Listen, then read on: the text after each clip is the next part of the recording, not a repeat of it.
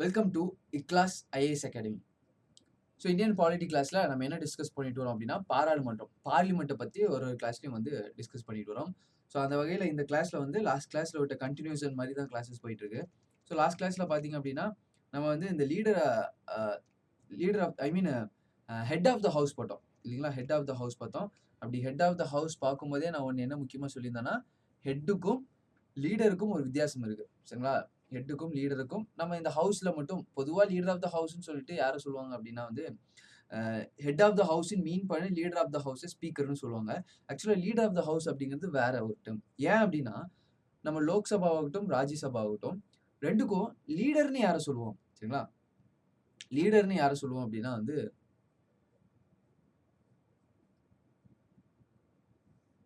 அவங்கள பத்தி தான் இப்ப நம்ம பார்க்க போறோம். ஹெட்ன்னு யாரை சொல்லுவோம் அதை நம்ம பார்த்துட்டோம். ஹெட் அப்படிங்கிறது வந்து ஸ்பீக்கரை சொல்லுவோம் இல்லையா? ஹெட் ஆஃப் த ஹவுஸ் சரிங்களா? அது யாரு சொல்லுவோம் அப்படின்னா ஸ்பீக்கரை சொல்லுவோம். அதே மாதிரி ராஜ்யசபாவோட ஹெட்ன்னு யாரை சொல்லுவோம் அப்படின்னா சேர்மனை சொல்லுவோம். சேர்மன் யாரு? Vice president. இங்கெல்லாம் சேர்மன் வர்றாரோ அவங்க வைஸ் பிரசிடென்ட் அப்படிங்கிறது ஞாபகம் வச்சுக்கோங்க. ஸோ இப்போ லீடர் நீ ஏன் சொல்ல வேணாம் அப்படின்னா ஏன்னா பர்டிகுலர் லீடர் ஆஃப் த ஹவுஸ்னு ஒருத்தர் இருக்காரு. யாரு லீடர் ஆஃப் த ஹவுஸா இருப்பாங்க அப்படின்னா வந்து லோக்சபால ரூலிங் பார்ட்டில இருந்து ஒருத்தர் என்ன பண்ணுவாங்க அப்படின்னா லீடர் ஆஃப் த ஹவுஸ்னு சொல்லிட்டு டிட்டர்மைன் பண்ணுவாங்க. லீடர் ஆஃப் த ஹவுஸ்க்கு அவ்வளோ பவர்ஸ் வந்து ஸ்பெசிஃபிக்காக கான்ஸ்டியூஷன்ல குறிப்பிடல. ஆனாலும் லீடர் ஆஃப் த ஹவுஸ் ரொம்ப முக்கியம். ஏன் அப்படின்னா நிறைய கமிட்டிஸ் ஃபார் எக்ஸாம்பிள் பார்த்தீங்க அப்படின்னா லோக்யுக்தா, லோக்பால் கேள்விப்பட்டிருப்பீங்க. லோக்பால் பற்றிலாம் டீட்டெயிலாக பார்க்கலாம். லோக்பால், லோக்யுக்தா, அதே மாதிரி சிவிசி, சிபிஐ இந்த மாதிரி நிறைய பாடிஸை வந்து தேர்ந்தெடுக்கிறதுக்கு மெம்பர்ஸை தேர்ந்தெடுக்கிறதுக்கு ஒரு கமிட்டி அறிவிப்பாங்க. ஒரு கமிட்டி. இந்த கமிட்டி பேர் தான் வந்து செலெக்ஷன் கமிட்டி. இது ஏன் செலெக்ஷன் கமிட்டின்னு சொல்றாங்கன்னா இந்த கமிட்டி மூலியமா இந்த மெம்பர்ஸை செலக்ட் பண்ணுவாங்க. இந்த கமிட்டியில யாரெல்லாம் இருப்பாங்க அப்படின்னா லீடர் ஆஃப் த ஹவுஸ் இருப்பாங்க சில கமிட்டிஸ்ல சரிங்களா? அப்ப லீடர் ஆஃப் த ஹவுஸ் யாரை சொல்றாங்க அப்படிங்கிறது நம்ம முக்கியம். லீடர் ஆஃப் அப்போசிஷன் பார்ட்டின்னு சொல்லுவாங்க. அதுவும் முக்கியம். லீடர் ஆஃப் அப்போசிஷன் பார்ட்டின்னு யாரை சொல்லுவாங்க அப்படிங்கிறது முக்கியம். இன்னொன்று ஸ்பீக்கர், டெப்டி ஸ்பீக்கர் அதெல்லாம் வந்து தெளிவாக குறிப்பிட்டுருவாங்க. இப்போ லீடர் ஆஃப் த ஹவுஸ் சபை தலைவர்னு யாரை குறிப்பிடுவாங்க அப்படின்னா ரூலிங் பார்ட்டி யாரோ ஒருத்தரை அப்பாயிண்ட் பண்ணுவாங்க. டிஃபால்ட்டா யாரை அப்பாயிண்ட் பண்ணுவாங்க அப்படின்னா பிரைம் மினிஸ்டரை அப்பாயிண்ட் பண்ணுவாங்க. லீடர் ஆஃப் த லோயர் ஹவுஸ்க்கு லோக்சபா ஹவுஸ்க்கு. இப்போ தற்போது லீடர் ஆஃப் த லோக்சபா இல்லை leader of the lower house கீழவையின் தலைவர் யார் அப்படின்னு பார்த்தீங்க அப்படின்னா பிரைம் மினிஸ்டர் தான். யாரோ ஒருத்தரை அப்பாயிண்ட் பண்ணிக்கலாம். பிரைம் மினிஸ்டர் இருந்தார் அந்த ஹவுஸ்ல அப்படின்னா அவர் தான் லீடர் ஆஃப் த ஹவுஸா டிஃபால்ட்டா வந்துருவார். இதே லாஸ்ட் கவர்மெண்ட்ல பாத்தீங்க அப்படின்னா டாக்டர் மன்மோகன் சிங் வந்து ராஜ்யசபால இருப்பார். இப்போ ராஜ்யசபாவோட லீடர் யாருன்னு பாத்தீங்க அப்படின்னா டாக்டர் மன்மோகன் சிங். இந்த தடவை ராஜ்யசபாவோட லீடர் யாரு அப்படின்னு பாத்தீங்கன்னா ரூலிங் கவர்மெண்ட்ல இருந்து யாரோ ஒருத்தர் அப்பாயிண்ட் பண்ணுவாங்க. அவர் மினிஸ்டரா இருப்பார். ஸோ ஒரு பவர்ஃபுல்லான பொசிஷன் தான் கொடுத்துருப்பாங்க சரிங்களா? ராஜ்யசபால இருந்து வந்து ஏதாவது ஒரு மினிஸ்டர் என்ன பண்ணுவாங்க அப்படின்னா ராஜ்யசபாவோட லீடர்னு சொல்லிட்டு அறிவிப்பாங்க. லோக்சபாவோட லீடர் வந்து டிஃபால்ட்டா பிரைம் மினிஸ்டர் எப்பவுமே மேக்ஸிமம் லோக்சபால இருந்து வரனால அவரே வந்து லீடர் ஆஃப் த ஹவுஸ்னு வச்சுப்பாங்க. ஸோ இதெல்லாம் எதுக்கு இந்த லீடர் அப்படிங்கிறது இந்த மாதிரி நிறைய செலெக்ஷன் கமிட்டியில ஒரு ஆள் வரணும் லீடர் ஆஃப் த ஹவுஸ்னு. அப்பனா இவர் தான் வருவாங்க. லீடர் ஆஃப் த டூ ஹவுசஸ்ன்னு போட்டுருவாங்க. அப்போ 2 பேருமே வந்துருவாங்க. பிஎம் அதாவது லீடர் ஆஃப் த லோயர் ஹவுஸும் லீடர் ஆஃப் த அப்பர் ஹவுஸும். லீடர் ஹெட் மாற்றணும் சரிங்களா? ஹெட் அப்படிங்கும்போது ஸ்பீக்கர். அதை வந்து கன்ஃபியூஸ் ஆகக்கூடாது. ஸோ அதனால தான் வந்து இந்த விஷயம் வந்து உங்களுக்கு தெளிவுபடுத்துறதுக்காக சொல்றேன். ஸோ இதெல்லாம் ரூல்ஸ் ஆஃப் த லோக்சபால தான் இருக்கு. கான்ஸ்டியூஷன்லாம் ஒரு லீடருங்கிற ஒரு பொசிஷன்லாம் கிடையாது. லீடர் ஆஃப் த அப்போசிஷன் ரொம்ப பவர்ஃபுல்லான position. Leader of opposition party. அது கான்ஸ்டியூஷன்லேயே குறிப்பிட்டிருக்கு. சட்ட திருத்தம் மூலியமா கான்ஸ்டியூஷன்ல ஆட் பண்ணியிருக்காங்க. லீடர் ஆஃப் த அப்போசிஷன் எதிர்க்கட்சி தலைவருக்கு பவரும் கொடுத்துருக்காங்க. எதுக்கு ஈக்குவலா அப்படின்னா கேபினெட் மினிஸ்டருக்கு ஈக்குவலான பவர் கொடுத்துருக்காங்க. ஸோ இது எல்லாத்தையும் நான் திரும்ப என்னதான் சொல்றேன். சிம்பிளா சொல்லணும் அப்படின்னா நம்ம என்ன இதுல பார்க்க போறோம் அப்படின்னா லீடர் ஆஃப் த ஹவுஸுக்கும் ஹெட் ஆஃப் த ஹவுஸ்க்கும் ஒரு வித்தியாசம் இருக்கு அப்படிங்கிற எல்லாத்தையுமே நீங்க ஸ்பீக்கர் தான் லீடரு, ஸ்பீக்கர் தான் ஹெட்னு நினைச்சிடக்கூடாது. அதுக்காக இந்த விஷயம் வந்து தெளிவுபடுத்த வேண்டியதா இருக்கு. ஹெட் ஆஃப் த ஹவுஸ்ன்னு எதை சொல்லுவாங்கன்னா ஸ்பீக்கரை சொல்லுவாங்க. லோக்சபாவோட ஹெட். ராஜ்யசபாவோட ஹெட்னு வைஸ் பிரசிடென்ட் சேர்மனை சொல்லுவாங்க. Leader of the house lower house யார் சொல்லுவாங்க அப்படின்னா யாரோ ஒருத்தர் ரூலிங் பார்ட்டில இருந்து அப்பாயிண்ட் பண்ணுவாங்க. அது வந்து பிரைம் மினிஸ்டர் அங்க இருந்தாருன்னா அவர் தான் லீடர் ஆஃப் த ஹவுஸ். இதே ராஜ்யசபால இப்ப லீடர் ஆஃப் த ஹவுஸ் வந்து பிரைம் மினிஸ்டர் வந்து லோக்சபால இருக்கனால ராஜ்யசபாவோட லீடர் ஆஃப் த ஹவுஸ்னு யாரை சொல்லுவாங்க அப்படின்னா ராஜ்யசபால இருக்கக்கூடிய யாராவது ஒரு ரூலிங் பார்ட்டில இருக்கக்கூடிய மெம்பரை பிரைம் மினிஸ்டர் சொல்லுவார். இவர் தான் வந்து ராஜ்யசபாவோட லீடர் ஆஃப் த ஹவுஸ் அப்படின்னு சொல்லிட்டு. Leader of the house maximum எப்படி இருப்பார் அப்படின்னா மினிஸ்டரா இருப்பார். அது அவரோட இதெல்லாமே கன்வென்ஷன் தான். கண்டிப்பா இருக்கணும்னு இல்ல. மேக்ஸிமம் அவர் வந்து ஒரு மினிஸ்டரா இருப்பார். இது எதுவுமே கான்ஸ்டிடியூஷன்ல குறிப்பிடல. ஜஸ்ட் ரூல்ஸ்ல வந்து குறிப்பிட்டிருக்கு. Rules of Lok Sabha, rules of ராஜ்யசபால ரூல்ஸ்ல வந்து இத வந்து குறிப்பிட்டிருக்காங்க. இதெல்லாம் எதுக்கு இந்த லீடர் பொசிஷன் அப்படின்னா, நான் ஆல்ரெடி சொன்ன மாரி நெறைய கமிட்டீஸ்ல பார்த்தீங்க அப்படின்னா, இந்த லீடர் ஆஃப் த ஹவுஸ் கேட்பாங்க. ஒரு மெம்பரா இருப்பார். அவரு சேர்ந்து தான் லோக்பால்ல இருக்கக்கூடிய மெம்பர்ஸ டிசைட் பண்ணுவாங்க. லோக்யுக்தா மெம்பர்ஸ டிசைட் பண்ணுவாங்க. லோக்பால், லோக்யுக்தா, சிவிசி, சிபிஐ இவங்கலாம் கன்ஃப்யூஸ் பண்ணிக்காதீங்க. அதெல்லாம் ஒரு பாடி. அந்த அமைப்பெல்லாம் என்ன அப்படிங்கிறத பின்னாடி கிளாஸ்ல வந்து பார்க்கலாம். இப்ப under the rules of the Lok Sabha, the leader of the house means the prime minister. சரிங்களா? Under the rules of leader of the house means prime minister தான். ஆனா இது வந்து மாறலாம். பிரைம் மினிஸ்டர் தான் கண்டிப்பா இருக்கணும்னு இல்ல. பிரைம் மினிஸ்டர் ஒரு வேள அந்த பொசிஷன் வேற யாருக்காவது குடுக்கணும்னாலும் குடுக்கலாம். நெறைய டைம் நடந்திருக்கு. இந்திரா காந்தி பீரியட்லயே பார்த்தீங்கன்னா, லீடர் ஆஃப் த ஹவுஸா இந்திரா காந்தி இல்லாம மற்ற ஒரு ஆளுக்கு வந்து குடுத்துருக்காங்க. Minister who is a member of Lok Sabha. அது மேக்ஸிமம் மினிஸ்டரா இருப்பாங்க. ஒரு மெம்பர் லோக்சபாவோட ஒரு மினிஸ்டர் வந்து லீடர் ஆஃப் த ஹவுஸா இருப்பாங்க. அதே மாரி தான் Rajya Sabha. There is also a leader of the house in the Rajya Sabha. ராஜ்யசபாவிலும் ஒரு சபை தலைவர் இருக்கிறார். அதுவும் பார்த்தீங்கன்னா, he is a minister and member of Rajya Sabha nominated by prime minister. Prime minister யார சொல்றாரோ, அவர் மேக்ஸிமம் ஒரு மினிஸ்டரா இருப்பாரு. அவர வந்து லீடர் ஆஃப் த ராஜ்யசபா ஹவுஸ்க்கு வந்து போடுவாங்க. சிம்பிள். அப்ப லீடருக்கும், ஹெட்டுக்கும் வித்தியாசம் புரிஞ்சிருச்சு. இது நம்ம எங்கேயாவது ஸ்பீக்கர் பார்த்தோம் அப்படின்னா, ஹெட் ஆஃப் த லோக்சபா தான் சொல்லணும். லீடர் ஆஃப் த லோக்சபான்னு சொல்லக்கூடாது. ஏன்னா லீடர் ஆஃப் த லோக்சபான்னு வேற ஒரு ஆளுக்கு வந்து குடுத்துருக்காங்க. சபை தலைவர். தமிழ்ல பார்த்தீங்கன்னா, நெறைய இடங்கள்ல சபை தலைவர் அவரு, இவருன்னு கன்ஃப்யூஸ் பண்ணுவாங்க. ஆக்சுவலா தமிழ்ல வந்து இது ஒரு பெயர் தான் இருக்கு. சபை தலைவர். லீடருக்கும் நெறைய டைம் ஹெட்டுக்கும் ஒரே பெயர் குறிப்பிடுவாங்க. ஆனா ஆங்கிலத்துல 2க்கும் வெவ்வேறு பெயர்கள் இருக்கு. இத கொஸ்டினா கேட்க மாட்டாங்க. ஆனா உங்களுக்கு தெரியணும். ஒரு ஒரு கமிட்டில லீடர் ஆஃப் த ஹவுஸ் இருக்காங்களே, அப்ப அந்த இடத்துல வந்து நீங்க கன்ஃப்யூஸ் ஆகக்கூடாது. ஸ்பீக்கர் தானே ஓம் பிர்லா தானே இருக்கணும். ஏன் ஓம் பிர்லா இல்லாம வேற ஒரு ஆள் இருக்காரு. பிரைம் மினிஸ்டர் இருக்காரு லீடர் ஆஃப் த ஹவுஸ்ல அப்படின்னு கன்ஃப்யூஸ் ஆகக்கூடாது. ஏன்னா அந்த இடத்துல லீடர் ஆஃப் த ஹவுஸ்ன்னு இவர தான் குறிக்கிறாங்க. லீடர் ஆஃப் த அப்போசிஷன் எதிர்க்கட்சி தலைவர். இது ரொம்ப முக்கியமான ஒரு விஷயம். ஸோ பேரலல் கவர்ன்மென்ட் அப்படின்னு ஒரு விஷயம் இருக்கும். பேரலல் கவர்ன்மென்ட் நியூஸ்லலாம் வந்துட்டு இருக்கு. Parallel government. நம்ம இந்தியாவுல வந்து பேரலல் கவர்ன்மென்ட் ஸ்ட்ரக்சர் வந்து இல்ல. நம்ம இந்தியாவிலயும் பேரலல் கவர்ன்மென்ட் ஸ்ட்ரக்சர் ஃபாலோ பண்ணுங்க. அது வந்து ஒரு டெமோக்ரசி ஜனநாயக நாட்டுல ரொம்ப முக்கியமான ஒரு விஷயம். ரூலிங் பார்ட்டி இப்ப இருக்கக்கூடிய ஆட்சியில இருக்கக்கூடிய அரச வந்து கண்ட்ரோல்ல வச்சுக்கிறதுக்கு இந்த மாரி பேரலல் கவர்ன்மென்ட் ரொம்ப முக்கியம். நம்ம இந்தியால கொண்டு வாங்க, கொண்டு வாங்கன்னு சொல்லிட்டு இருக்காங்க. அப்ப இதுலருந்தே தெரியுது இந்தியால பேரலல் கவர்ன்மென்ட் கிடையாது. அது என்ன பேரலல் கவர்ன்மென்ட் அப்படின்னு கேட்டீங்கன்னா, யுகேல பேரலல் கவர்ன்மென்ட் இருக்கு. யுகேல ஒரு பார்ட்டி வந்து ஆட்சிக்கு வருது. சரிங்களா? ஏங்கிற ஒரு பார்ட்டி வந்து ஆட்சிக்கு வருது. லிபரல் பார்ட்டி ஆட்சிக்கு வருதுன்னு வச்சுக்கோங்க. இப்ப யுகேல ஆட்சிக்கு வந்தோனே ஒருத்தர் என்னவா வருவாரு? பிரைம் மினிஸ்டரா இருக்காரு. பிரைம் மினிஸ்டர் என்ன பண்ணுவாரு? போர்ட்ஃபோலியோஸ் கிரியேட் பண்ணுவார் இல்லையா? ஒருத்தர் வந்து ஃபினான்ஸ் மினிஸ்டர், நிதி அமைச்சர், ஒருத்தர் வந்து பார்த்தீங்க அப்படின்னா, ரோட் அண்ட் ஹைவே மினிஸ்டர், இன்னொருத்தர் பார்த்தீங்கன்னா, காமர்ஸ் மினிஸ்டர், இன்னொருத்தர் பார்த்தீங்க அப்படின்னா, ஃபாரின் மினிஸ்டர். இந்த மாரி நெறைய மினிஸ்டர்ஸ் போஸ்ட் குடுக்குறாங்க. இல்லையா? யுகேல என்ன ஆகும் அப்படின்னா, அப்படியே இன்னொரு பார்ட்டி, அப்போசிஷன் பார்ட்டி இருக்குல்ல, எதிர்க்கட்சி.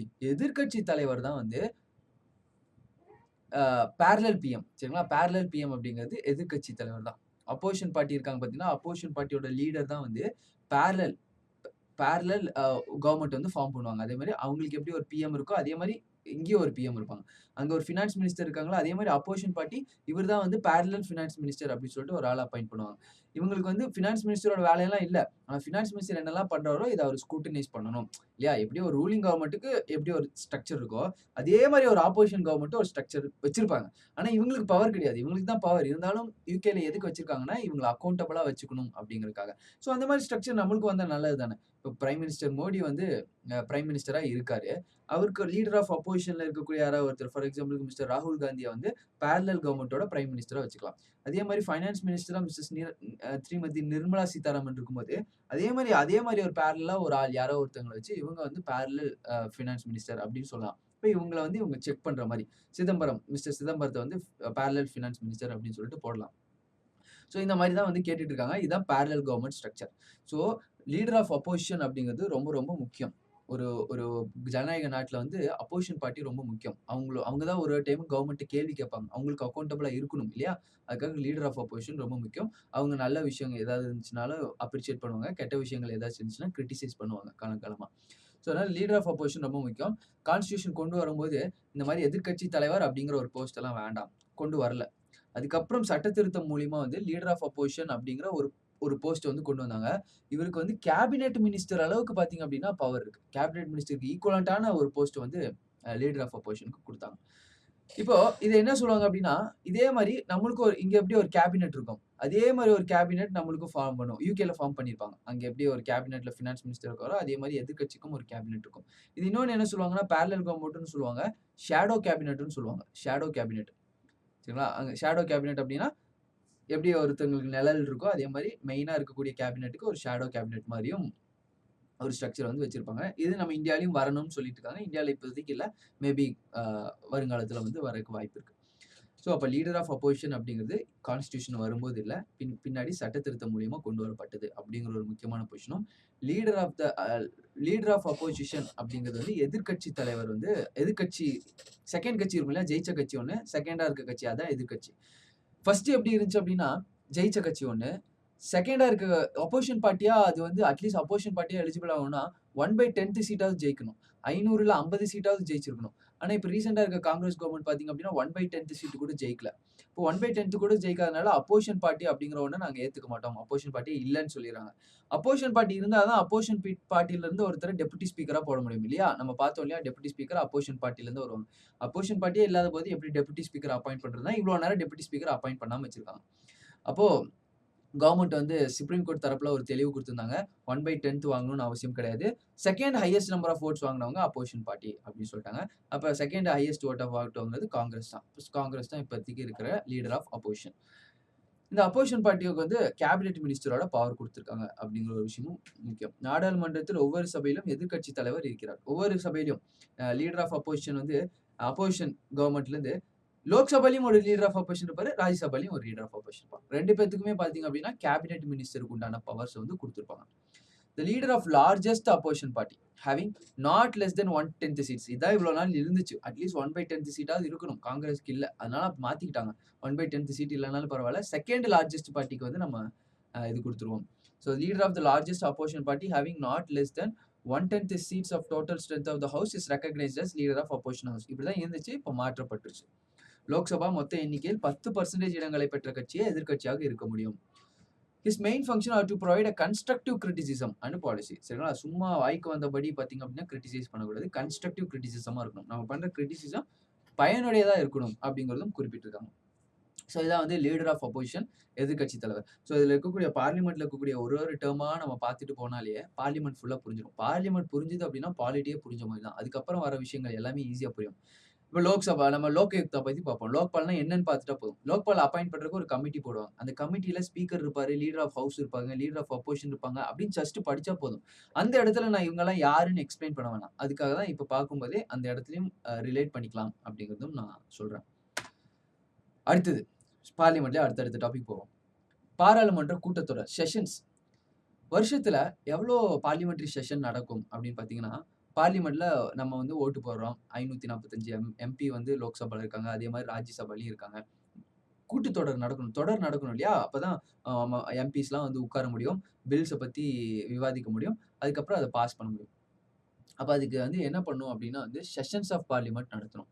பார்லிமெண்ட்ல கூட்டத்தொடர்கள் நடத்தணும். இப்போ ஒரு பார்லிமெண்ட்ல வருஷத்துக்கு எவ்வளோ கூட்டத்தொடர் நடத்தலாம் அப்படின்னு யோசிச்சபோது 3 கூட்டத்தொடர் நடத்தலாம். மினிமம் 3 நடத்தணும். சரிங்களா? மினிமம் 3 வச்சுக்கலாம். 3 கூட்டத்தொடர் மேக்ஸிமம் 3 கூட்டத்தொடர். அதுக்கு மேலயும் வேணா நடத்திக்கலாம்.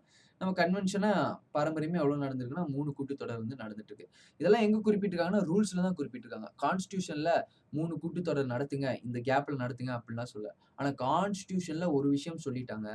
என்ன சொல்லிட்டாங்க அப்படின்னா, வருஷத்துக்கு 2 தொடர் கண்டிப்பா நடத்தணும் அப்படின்னு சொல்லிட்டாங்க. அதாவது ஒரு தொடருக்கும் இன்னொரு தொடருக்கும் கேப் பார்த்தீங்க அப்படின்னா, 6 மாசத்துக்கு மேல இருக்கக்கூடாது. இத தான் கான்ஸ்டிடியூஷன்ல குறிப்பிட்டிருக்காங்க. நான் மறுபடியும் ரிப்பீட் பண்றேன். செஷன்ஸ் ஆஃப் பார்லிமெண்ட் அப்படிங்கிறது ஒண்ணும் இல்ல. பார்லிமெண்ட் ஒரு டைம் கூடணும் இல்லையா? ராஜ்யசபா உட்காரணும், லோக்சபா உட்காரணும், மசோதாவ பத்தி விவாதிக்கணும், மசோதாவ பாஸ் பண்ணணும், பில்ஸ் வரணும், ஆக்ட்ஸ் வரணும். இப்படிதான் வந்து கவர்ன்மெண்ட் நடத்த முடியும். அந்த மாரி நடத்துறதுக்கு கூட்டத்தொடர் கூடணும் இல்லையா? எலக்ட் ஆனவங்க அப்படியே வீட்லயே படுத்து தூங்க முடியாது. எல்லாம் கூட்டத்தொடர் வரணும். வந்து வேலை செய்யணும். வந்து உட்கார்றது வந்து எவ்வளோ தடவ உட்காரலாம் வருஷத்துக்கு அப்படின்னா, மேக்ஸிமம் 3 தடவ உட்காருவாங்க. சரிங்களா? 3 தடவ வந்து கூட்டத்தொடர் பண்ணுது. இதெல்லாம் 3 தடவ கூடணும். இந்த கேப் எல்லாம் வந்து கான்ஸ்டிடியூஷன்ல குறிப்பிடல. கான்ஸ்டிடியூஷன்ல குறிப்பிட்ட ஒரே ஒரு விஷயம், ஒரு தொடருக்கும் இன்னொரு தொடருக்கும் உள்ள கேப் வந்து 6 மந்த்துக்கு மேல இருக்கக்கூடாது. அப்ப இதுலயே தெரியுது ஆப்வியஸா வருஷத்துக்கு கண்டிப்பா 2 கூட்டத்தொடர் நடத்தி ஆகணும். 3 நடத்தலனாலும் பரவால்ல. 2 கண்டிப்பா நடத்துறோம். நம்ம வந்து 3 கூட்டத்தொடர் நடத்துறோம். அந்த 3 கூட்டத்தொடர் பேர் வந்து பட்ஜெட் செஷன், பட்ஜெட் கூட்டத்தொடர் அப்படிங்கிற ஒண்ணு. மான்சூன் செஷன், பருவமழை கூட்டத்தொடர் அப்படிங்கிற ஒண்ணும். வின்டர் செஷன், குளிர்கால கூட்டத்தொடர் அப்படிங்கிற ஒரு 3 செஷன் வந்து நடக்குது. இந்த 3 செஷனோட டேட்ஸ் மந்த்த வந்து நீங்க மனப்பாடமா வச்சுக்கோங்க. இது கொஸ்டின்ஸாவும் வரும். வின்டர் செஷன் ரொம்ப குளிரும் இல்லையா? ரொம்ப குளிரும். குளிர் கூட்டத்தொடர் தான் இருக்கிறதுலே கம்மியா இருக்கும். ஏன்னா ரொம்ப குளிர்ல உட்கார முடியாது. அதனால வந்து கம்மியா நடக்குது. ஞாபகம் இருக்கிறதுக்காக சொல்றேன். நவம்பர், டிசம்பர் வெறும் 2 மாசம். நவம்பர் டூ டிசம்பர் இருக்கிறதுலே சின்ன கூட்டத்தொடர் வந்து வின்டர் செஷன். அதுக்கப்புறம் பார்த்தீங்கன்னா, பட்ஜெட் செஷன். இருக்கிறதுலே பெருசு. பிப்ரவரியிலருந்து மே வரைக்கும் நடக்கும். இப்பதான் பட்ஜெட் எல்லாம் நம்ம பாஸ் பண்றதெல்லாம் இந்த பட்ஜெட் செஷன்ல தான் வந்து பாஸ் பண்ணுவாங்க. எக்கனாமிக் சர்வே ஆகட்டும், பட்ஜெட் எல்லாமே இந்த செஷன்ல. அடுத்ததா மான்சூன் செஷன் கரெக்ட்டா மான்சூன் காலம். நம்ம மான்சூன் எப்ப ஜியோகிராஃபி படிச்சிருந்தீங்கன்னா தெரியும். ஜூலைலேருந்து செப்டம்பர் மான்சூன். செப்டம்பர்லேருந்து அடுத்து நவம்பர், டிசம்பர்லலாம் நார்த் ஈஸ்ட் மான்சூன் ஆரம்பிச்சிரும். போன மான்சூன் திரும்பி வர ஆரம்பிச்சிரும். South west monsoon, north east monsoon. So monsoon session அப்படிங்கிறது ஜூலை டூ செப்டம்பர். இந்த 3 தொடர்கள் வந்து வருடம் நடந்துட்டு வரும். ஏதாவது காலகட்டத்துக்காக ஒரு தொடர் வேணா நடக்காம இருக்கலாம். ஆனா 6 மாசத்துக்கு கேப்புக்கு மேல ஒரு தொடர் நடக்காம இருக்கக்கூடாது. கண்டிப்பா 6 மாசத்துக்கு ஒருக்கா பார்லிமென்ட் கூடியே ஆகணும். பார்லிமென்ட் யாரு கூட்டுவா? இந்த மாரி ப்ரொமல்கேட் பண்ணுவா? நம்ம பார்த்தோம் இல்லையா? பார்லிமென்ட் வந்து இந்த தொடர வந்து இந்த நாள்ல கூடலாம். எல்லாரும் வந்துருங்க அப்படின்னு சொல்றது யாரு? பிரசிடென்ட் தான் சொல்லுவாரு. பிரசிடென்ட் தன்னிச்சையா சொல்ல மாட்டாரு. பிரசிடென்ட்டோட council of minister, head of prime minister அவங்க சொல்லுவாங்க. கரெக்ட்டா? இப்போ ஒரு வேள 6 மாசம் கேப் ஆயிருச்சு. 6 மாசம் கேப் ஆயிருச்சு. பிரசிடென்ட் வந்து ஆ பிரசிடென்ட்க்கு வந்து அறிவிப்பு வரவே இல்ல. அட்வைஸ் வரவே இல்ல. அட்வைஸ் வந்தா தானே அவர் கூப்பிடுவாரு. 6 மாசம் கேப் ஆயிடுச்சு. இப்ப 6 மாசத்துக்கு மேல தாண்டிருச்சு. பிரைம் மினிஸ்டர் அட்வைஸ் பண்ணலனாலும் பரவால்ல. Council of ministers headed prime minister advise பண்ணலனாலும் பரவால்ல. பிரசிடென்ட் என்ன பண்ணிருவாரு அப்டின்னா, பார்லிமென்ட்ட கூட்டிருவாரு. அப்ப பிரசிடென்ட்க்கு அந்த பவர் வந்துரும். யாரும் சொல்லனாலும் பார்லிமென்ட்ட கூப்பிடுற பவர் வந்துரும். பார்லிமென்ட்ட கூப்பிடுறதும் பிரசிடென்ட் தான். பார்லிமென்ட் போதும் சரிங்களா? நிறுத்துறது, ப்ரொரக்ட் பண்றதும், ப்ரொமல்கேட் பண்றதும், ப்ரொரக்ட் பண்றது 2மே யாருக்குன்னா பிரசிடென்ட் தான். எப்படி பார்லிமென்ட்ட அவரு தன்னிச்சையா அந்த பார்லிமென்ட்ட நிறுத்த முடியாது. தொடர நிறுத்த முடியாது. இப்ப நிறுத்துங்க அப்டின்னு சொல்லிட்டு prime minister, council of minister headed by prime minister advise பண்ணுவாங்க. ஸோ இவ்வளவுதான் ஸ்ட்ரக்சர். நான் திரும்ப திரும்ப சொல்றேன். உங்க எல்லாத்துக்கும் நல்லாவே புரிஞ்சிருக்கும். அதனால தான் திரும்ப திரும்ப வந்து ரிப்பீட் பண்றேன். பாலிட்டி திரும்ப திரும்ப சொல்லி சொல்லி பார்த்துக்கலாம். இப்ப வந்து 3 செஷன் வருஷத்துல நடக்குது. Budget, monsoon, winter session. இந்த 3 செஷனையும் மனப்பாடம் பண்ணிக்கோங்க. அடுத்ததா பார்லிமென்ட்ல இருக்கக்கூடிய சில டெர்ம்ஸ் எல்லாம் பார்க்கலாம். அட்ஜார்ன்மென்ட் அப்படின்னா பார்லிமென்டரி டெர்ம்ல அட்ஜார்ன்மென்ட்னா என்ன? அட்ஜார்ன்மென்ட் பார்க்கும்போதே அட்ஜார்ன்மென்ட் சைன் டேனா என்ன அப்படிங்கிறதும் தெரிஞ்சுக்கோங்க. சரிங்களா? இது தமிழ் பார்த்தீங்க அப்படின்னா ஒத்திவைப்பு, தள்ளி வைத்தல். அட்ஜார்ன்மென்ட் சைன் டே அப்படிங்கிறது நாள் குறிக்காமல் ஒரு தள்ளி வைத்தல். தமிழ்ல ஈஸியா இருக்கு. ஆனா மேக்ஸிமம் வந்து ஆங்கிலத்துல தான் கேட்பாங்க. அட்ஜார்ன்மென்ட் சைன் டே அப்படிங்கிறதே அட்ஜார்ன்மென்ட் அப்படிங்கிறத வந்து இத அப்படியே தமிழ்ல எழுதுவாங்க. அட்ஜார்ன்மென்ட் சைன் டை அப்படிங்கிறத வந்து தமிழ்ல எழுதி கூட சில கொஸ்டின்ஸ் வந்து கேட்பாங்க. அதனால தமிழ் மாணவர்களும் ஆங்கிலத்துல தெரிஞ்சு வச்சுக்கோங்க. அட்ஜார்ன்மென்ட் அப்படிங்கிறது என்னன்னா, அதிலேயே இருக்கு பெயர்லே இருக்கு பாருங்க. தள்ளி வைத்தல், ஒத்தி வைத்தல். ஒரு கூட்டத்தொடர் நடக்குது. ஒரு தொடர் நடக்குது. ஒரு வின்டர் செஷன் நடக்குது. நடுவுல அந்த தொடர நிறுத்தணும். கொஞ்ச நாளைக்கு தள்ளி வைக்கணும். சரிங்களா? அதான் வந்து அட்ஜார்ன்மென்ட். என்ன சொல்லுவாங்க அப்டின்னா, திடீர்னு அது வந்து ஸ்பீக்கருக்கு. அட்ஜார்ன்மென்ட் பண்றதெல்லாம் வந்து ஸ்பீக்கர். இதுக்கு போய் பிரசிடென்ட் கிட்ட நிக்க மாட்டாங்க. இதெல்லாம் ரொம்ப முக்கியம். சரிங்களா? ஒரு ஹவுஸ கூப்பிடுறதும், ஒரு ஹவுஸ நிறுத்துறதும் வேணா மொத்தமா நிறுத்திரணும். சரிங்களா? அதுக்கப்புறம் அடுத்த ஹவுஸுக்கு தான் கூடணும். அந்த மாரி டைம்ல தான் பிரசிடென்ட் வருவாரு. ஒரு ஹவுஸ் நடந்துட்டு இருக்கு. சரிங்களா? 2 நாள் நடந்துருச்சு. இனி ஒரு 2 நாள் கேப் விட்டு அதுக்கப்புறம் பண்ணலாம். அப்ப இது பேரு அட்ஜார்ன்மென்ட். நடுவுல தள்ளி வைக்கிறது, ஒத்தி வைக்கிறது. இத யாரு பண்ணுவா அப்டின்னா, ஸ்பீக்கரே பண்ணிருவாரு. இதே வந்து ராஜ்யசபாவா இருந்துச்சு அப்டின்னா, வைஸ் பிரசிடென்ட்டே பண்ணிருவாரு. சேர்மனே பண்ணிருவாரு. இப்ப 2 நாள் தள்ளி வைக்கிறோம் அப்டின்னா, அது பேரு அட்ஜார்ன்மென்ட். தள்ளி வைக்கிறோம். டேட்டே இல்ல. எவ்வளோ நாளைக்கு அதுக்கப்புறம் உங்கள கூப்பிடுவேன்னு தெரியாது. காலவரையின்றி தள்ளி வைக்கிறேன் அப்டின்னா, அது அட்ஜார்ன்மென்ட் சைன் டே. சிம்பிள். ஒரு நேரம் குறிப்பிட்டு ஒத்திவைப்பது. அது வந்து அட்ஜார்ன்மென்ட். ஒத்திவைப்பு, தள்ளி வைத்தல் அப்படின்னு சொல்லலாம். And adjournment suspends the work in a sitting for specified time. 2 நாள், 2 வாரம், 3 வாரம், 1 மாசம் தள்ளி வைக்கிறேன். இந்த மாதிரி ஒரு குறிப்பிட்ட டைம் சொல்லி தள்ளி வச்சா அது அட்ஜார்ன்மென்ட். அட்ஜார்ன்மென்ட் அப்படிங்கிறது மான்சூன் செஷன் நடந்துட்டு இருக்கு அப்படின்னா, மான்சூன் செஷன் முடிவுக்கு வர்றது கிடையாது. மான்சூன் செஷன் முடிவுக்கு வர்றதும், மான்சூன் செஷன் ஆரம்பிக்கிறதும் பிரசிடென்ட்டோட பவர். மான்சூன் செஷன் நடுவுல ஒரு கேப் விடுறது, இதெல்லாம் ஸ்பீக்கருக்கு உண்டான பவர். இதுக்கு பேர் தான் அட்ஜார்ன்மென்ட் அப்படிங்கிறது. அட்ஜார்ன்மென்ட் சைன் டை அப்படின்னா வந்து, காலம் வரை இல்லாமல், காலம் குறிக்காமல் பாராளுமன்றத்தின் அமர்வை ஒத்திவைப்பது அப்படிங்கிறது வந்து adjournment sine die. Adjournment sine die means terminating a sitting of parliament for indefinite period. காலவரையின்றி, காலம் சொல்லாம தள்ளி வைக்கிறது அப்படிங்கிறது அட்ஜார்ன்மென்ட் சைன் டை. இந்த 2 டெர்மினாலஜிஸ் ரொம்ப முக்கியம். நியூஸ் பேப்பர்ஸ்லலாம் இது அதிகமா வரும். எக்ஸாம்ஸ்லயும் இதெல்லாம் வந்து கேட்பாங்க. ப்ரொரகேஷன் அப்படிங்கிறது இப்பதான் சொன்னேன். Presiding officer declares the house adjourn sine die when the business of the session is completed. சரிங்களா? ப்ரொரகேஷன் யாரு பவர் அப்படின்னா பிரசிடென்ட்டுக்கு தான் பவர். பாருங்க, president issues a notification for prorogation. கூட்டுத்தொடரை முடித்து வைத்தலோட பவர் வந்து நம்ம பிரசிடென்ட்டுக்கு தான் இருக்கு. ப்ரொரகேஷன் அப்படிங்கிறது. ப்ரொரகேஷனுக்கு அப்படியே ஆப்போசிட் ஆங்கிலத்துல வந்து ப்ரொமல்கேஷன். ப்ரொமல்கேஷன் அப்படிங்கிறது கூட்டுத்தொடரை ஆரம்பிக்கிறதுக்கு முன்னாடி எல்லாத்துக்கும் கூப்பிடுறது வந்து ப்ரொமல்கேஷன். சரிங்களா? இது வந்து சம்மான் அப்படின்னு கூட சொல்லுவாங்க. சம்மான் அப்படின்னு கூட சொல்லலாம். ப்ரொரகேஷன் அப்படிங்கிறது வந்து நிறுத்துறது. சரிங்களா? கடைசியா ப்ரொரகேட் பண்ணிட்டாங்க அப்படின்னா மான்சூன் செஷன் முடிவுக்கு வந்துருச்சு. இனி அடுத்தது வின்டர் செஷன் தான் வரும். வின்டர் செஷன் முடிவுக்கு வந்துரும். சரிங்களா? ப்ரொரகேட் பண்ணிட்டாங்க அப்படின்னா அடுத்தது பட்ஜெட் செஷனுக்கு தான் கூப்பிடணும். ஆனா கூட்டுத்தொடருக்கு உள்ள பண்றது அட்ஜார்ன்மெண்ட். எல்லாம் தெளிவாயிருச்சு இல்லையா? சிம்பிளா எல்லாத்துக்கும் புரிஞ்சிருக்கும்னு நினைக்கிறேன். புரியலன்னா இந்த வீடியோ இன்னொரு கூட பாருங்க. இவ்வளவுதான். இந்த டேர்ம்ஸ் வந்து ரொம்ப முக்கியம். அட்ஜார்ன்மெண்ட், சைன் டே, ப்ரொரகேஷன். அடுத்ததா வந்து நம்ம அடுத்த கிளாஸ்ல வந்து ஃப்ரெஷ்ஷா அந்த டாபிக் எடுத்துடலாம். சரிங்களா? அடுத்த கிளாஸ்ல வந்து ஃப்ரெஷ்ஷா வந்து பில்ஸ பத்தி டிஸ்கஸ் பண்ணுவோம். மசோதாக்கள் பத்தி டிஸ்கஸ் பண்ணுவோம். ரொம்ப முக்கியமான ஒரு விஷயம். என்னென்ன டைப்ஸ் ஆஃப் மசோதா இருக்கு அப்படிங்கிற விஷயத்தையும் பார்ப்போம். மசோதா ஒரு சட்டமா மாறுறதுக்கு என்னெல்லாம் ப்ரொசீஜர் இருக்கு? மசோதா சட்டமா மாறுறதுக்கு முன்னாடி இந்த ஹவுஸ்ல இருக்கவங்க என்னெல்லாம் பண்ணுவாங்க? என்னென்ன மெஜாரிட்டி இருக்கு? பெரும்பான்மை இருக்கு. பெரும்பான்மைக்கான அந்த கால்குலேஷன்ஸ்லாம் என்ன? இந்த மாரி விஷயங்கள்லாம் அடுத்தடுத்து பார்ப்போம். இவ்வளோ டீப்பா கால்குலேஷன்ஸ் அந்த மாரிலாம் எக்ஸாம்ஸ்ல கேட்க மாட்டாங்க. ஆனா நீங்க புரிஞ்சுக்கணும். நியூஸ் பேப்பர் படிக்கும்போது புரியறதுக்காகவும், இனி இந்த இடம் வேற ஒரு இடத்துல ரிலேட் ஆகும். ஸோ அதுக்காகவும் பார்த்தீங்க அப்படின்னா, இதெல்லாம் வந்து ரொம்ப முக்கியமான ஒரு விஷயங்கள். ஸோ நெக்ஸ்ட் கிளாஸ்ல வந்து நம்ம பில்ஸ பத்தி டிஸ்கஸ் பண்ணுவோம். அண்ட் தேங்க் யூ ஃபார் வாட்சிங் இக்லாஸ் ஐஏஎஸ் அகாடமி.